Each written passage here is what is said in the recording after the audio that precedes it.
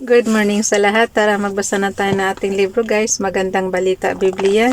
Today is 23 September 2024. Nandito na tayo sa aklat ng Mateo chapter 7. But before that, magpasalamat muna tayo kay Father God sa lahat ng blessings na natanggap natin. Lalong-lalo na binigyan tayo ng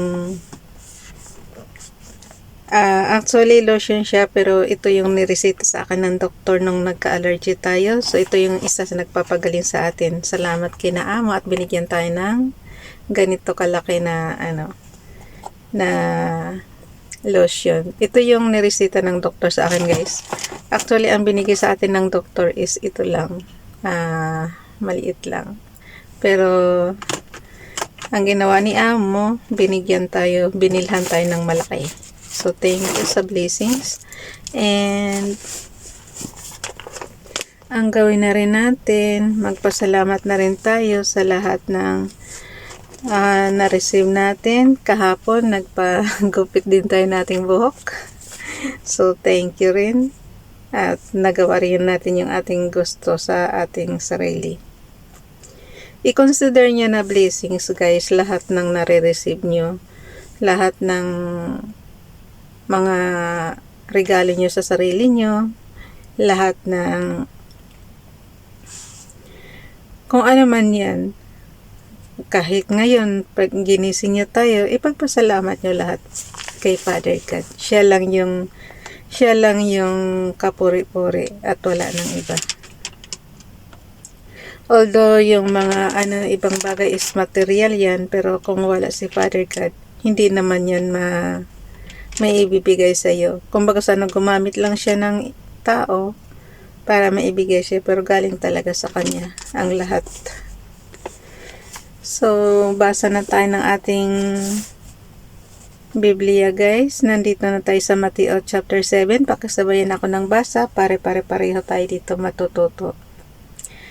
Paghatol sa kapwa, Mateo chapter 7 verse 1, huwag kayong humatol ng kayo'y di hatulan, verse 2, sapagkat hatulan kayo ng Diyos ayon sa paghatol ninyo sa iba, at susukatin kayo ayon sa panukat na ginagamit ninyo sa iba. Verse 3, bakit mo pinapansin ang puwing sa mata ng iyong kapatid, ngunit hindi mo pinapansin ang trosong nasa iyong mata? Verse 4, paano mong masasabi sa iyong kapatid, halika't aalisin ko ang puwing mo, gayong troso ang nasa mata mo? Verse 5, mapagkunwari, alisin mo muna ang trosong nasa iyong mata at sa gayon makakakita kang mabuti at maalis mo ang puwing ng iyong kapatid. Verse 6, huwag ninyong ibigay sa mga aso ang bagay na banal, baka pagkatapos ay kayo pa ang balingan at sakmalin nila. Huwag ninyong ihagis sa baboy ang inyong mga perlas, sapagkat yoyorakan lamang nila ang mga iyon. Humingi, humanap, kumatok. Mateo chapter 7 verse 7, humingi kayo at kayo'y bibigyan, humanap kayo at kayo'y makakatagpo, kumatok kayo at kayo'y pagbubuksan. Oy, kaano pa lang natin guys na nagpapasalamat pa lang tayo sa kanya, pero ito, humingi kayo at kayo'y bibigyan. Kumbaga sa syempre gusto rin ni Father God na sabihin nyo sa kanya kung ano yung gusto niya. Okay, ulitin ko lang. Verse 7, humingi kayo at kayo bibigyan, humanap kayo at kayo makakatagpo, kumutok kayo at kayo pagbubuksan. Kasi lagi natin sinasabi, alam na yung Father God ang nasa isip natin, di ba? Alam na niya, nababasa na niya lahat. Pero iba pa rin yung binibigas mo guys. Iba pa rin yung hinihingi mo mismo kay Father God. Kayo mismo ang magsabi kung ano yung gusto nyo para maibigay niya sa inyo. So, nandito na tayo sa verse 8. Sapagkat ang bawat humihingi ay tatanggap. Ayan, kasasabi ko lang. Ang bawat humahanap ay makakatagpo at ang bawat kumakatok ay pagbubuksan. Verse 9, bibigyan ba ninyo ng bato ang inyong anak kapag siya'y humihingi ng tinapay? Verse 10, bibigyan ba ninyo siya ng ahas kapag siya'y humihingi ng isda? Verse 11, kung kayong masasama ay marunong magbigay at ng mabubuting bagay sa inyong mga anak, gaano pa kaya ang inyong Ama na nasa langit? Bibigyan niya ng mabubuting bagay ang sinumang humihingi sa kanya. That's true. Verse 12, totoo yan guys, na nararanasan nyo naman siguro ang mga verses na ito, naranasan nyo mismo sa sarili nyo. Kahit ako, nakakaranas ako ng ganyan. Minsan masarap humingi kay Father God pagka ibibigay niya kaagad. Pero minsan, matagal-tagal din bago niya ibigay. Okay, verse 12. Gawin ninyo sa inyong kapwa ang nais ninyong gawin nila sa inyo. Ito ang buod ng kautusan at ng mga isinulat ng mga propeta. Ang makipot na pintuan, Matthew chapter 7 verse 13, pumasok kayo sa makipot na pintuan sapagkat maluwang ang pintuan at malapad ang daan papunta sa kapahamakan at ito ang dinaraanan ng marami. Verse 14, ngunit makipot ang pintuan at makitid ang daan papunta sa buhay at kakaunti ang nagdaraan doon. Sa gawa makikilala, Matthew chapter 7 verse 15, mag-ingat kayo sa mga hindi tunay na propeta, lumalapit sila sa inyo na parang tupa, ngunit ang totoo ay mababangis na asong gubat. Ayan guys, mag-ingat sa mga false prophet.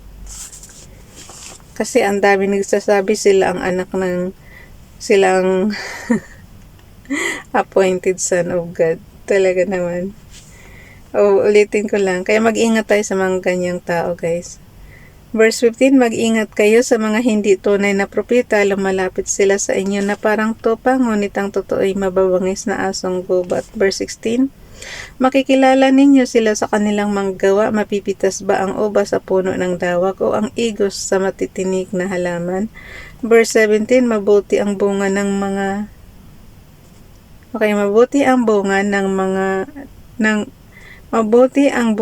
mabuting puno, subalit masama ang bunga ng masamang puno. Verse 18, hindi maaaring mamunga ng masama ang mabuting puno at hindi maaaring mamunga ng mabuti ang masamang puno. Verse 19, ang bawat punong hindi mabuti ang bunga ay puputulin at itatapon sa apoy. Verse 20, yung verse 19 pala guys, sorry. Verse 19, ang bawat punong hindi mabuti ang bunga ay puputulin at itatapon sa apoy. Verse 20, kaya't makikilala ninyo ang mga hindi tunay na propeta ayon sa kanilang mga gawa. Hindi ko kayo nakikilala. Matthew chapter 7 verse 21, hindi lahat ng tumatawag sa akin, Panginoon, Panginoon ay papasok sa kaharian ng langit, kundi ang mga tao lamang na sumusunod sa kalooban ng aking Ama na nasa langit. Verse 22, sa araw ng paghuhukom, marami ang magsasabi sa akin, Panginoon, hindi po ba kami ay nagpapahayag ng mensahe mula sa Diyos, nagpalayas ng mga demonyo at gumawa ng himala sa iyong pangalan? Verse 23, ngunit sasabihin ko sa kanila, hindi ko kayo nakikilala. Lumayo kayo sa akin, kayong mga gumagawa ng kasamaan, sa bato o sa buhanginan. Matthew chapter 7 verse 24, kaya't ang bawat nakikinig at nagsasagawa ng mga salita kung ito ay maituturing na isang taong matalino na nagtayo ng kanyang bahay na ang pundasyon ay bato. Verse 25, umulan ng malakas, bumaho at binayo ng malakas na hangin ang bahay na iyon, ngunit hindi nagiba sapagkat nakatayo iyon sa bato. Verse 26, ang bawat nakikinig ng aking salita ngunit hindi naman nagsasagawa ng mga aral na ito ay maitutulad naman sa isang taong hangal na nagtayo ng kanyang bahay sa may buhanginan. Verse 27, umulan ng malakas, bumaha at binayo ng malakas na hangin ang bahay. Ito ay bumagsak at lubusang nawasak. Father God, ayaw namin ng baha. Okay lang na umulan pero huwag niyo pong babaha. Okay yung umulan para sa mga farmers namin, pero huwag naman to the extent na babaha sa city kasi ganun din. Pag sobrang baha guys, malulusaw din yung mga pananim. Tapos yung baha naman sa city, maraming maapektuhan. Ulitin ko yung verse 27, Matthew chapter 7 verse 27. Umulan ng malakas, bumaha at binayo ng malakas na hangin ang bahay. Ibig sabihin ng malakas na hangin guys, andyan na yung dumaranas na tayo ng bagyo. Yun. Maabot na tayo sa typhoon number 3. Yan yung malakas na hangin. Verse 27, umulan ng malakas, bumaha at binayo ng malakas na hangin ang bahay. Ito ay bumagsak at lubosang nawasak. Kaya nga inaayawan namin yung bagyo, Father God eh. Sino ba naman ang may gusto ng bagyo? Ang daming nawasak kahit na anong paggawa pa natin ng paggawa tayo kahit anong tibay pa niyan, kung ganyan naman kalakas ang hangin, masisira talaga. Building nga nasisira eh. Yung kita mo naman yung mga nakikita nating umaano na mga building. Sa sobrang ulan yan, tsaka hangin. Okay, ang kapangyarihan ni Jesus. Matthew chapter 7 verse 28. Ito na pala yung last verse. Matthew chapter 7 verse 28. Namangha kay Jesus ang mga tao ng verse 29 ang last guys. Okay, basahin ko muna yung verse 28. Matthew chapter 7 verse 28. Namangha kay Jesus ang mga tao ng kanilang marinig ang mga katuroang ito. Verse 29. Sapagkat nagturo siya ng may kapangyarihan, hindi tulad ng mga tagapagturo ng kautusan. So nagturo si Jesus ng may kapangyarihan, hindi tulad ng mga tagapagturo ng kautusan. So si Jesus, ibig sabihin ng kapangyarihan niya, siya yung nagpapagaling ng bulag, nagpapagaling ng mga pilay. Diba nakita niyo naman lumalakad na yung mga pilay. Tapos yung mga kitong pinapagaling niya. So kung si Jesus, may kapangyarihan talaga. Dinaig pa yung mga doktor natin. Talagang makapangyarihan siya. Okay. Yung chapter 8, pinagaling ni Jesus ang isang kitungin. So bukas na ito guys, 24 September 2024. Isa-isang chapter lang nababasa natin kasi mahaba, tapos nag-opinion pa tayo ng sarili natin. Yung sa akin guys, pang sariling opinion lang yan ha. Kaya nga mas gusto ko yung sinasabayan nyo ako ng basa dito para kayo din mismo makapag-opinion sa binabasa nyong libro. Tayo kasi kung ano lang yung nababasa natin, yun lang yung pansariling opinion ang binibigyan natin ng pansariling opinion lang. So kayo din mismo guys, kayo din makakapag-opinion kung ano yung binabasa nyo. Kaya sabay-sabay lang tayo magbasa. At least hindi tayo umaasa sa feeding lang ng iba, tapos kung ano lang i-feed sa atin, yun lang ang intindi natin. Huwag ganun. Kailangan basahin mo ng buo yung chapter.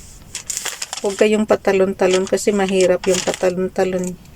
Pupunta kayo sa Mateo, tapos pupunta kayo sa Juan, balik kayo sa Mateo, balik kayo sa Juan. So, pangit yun.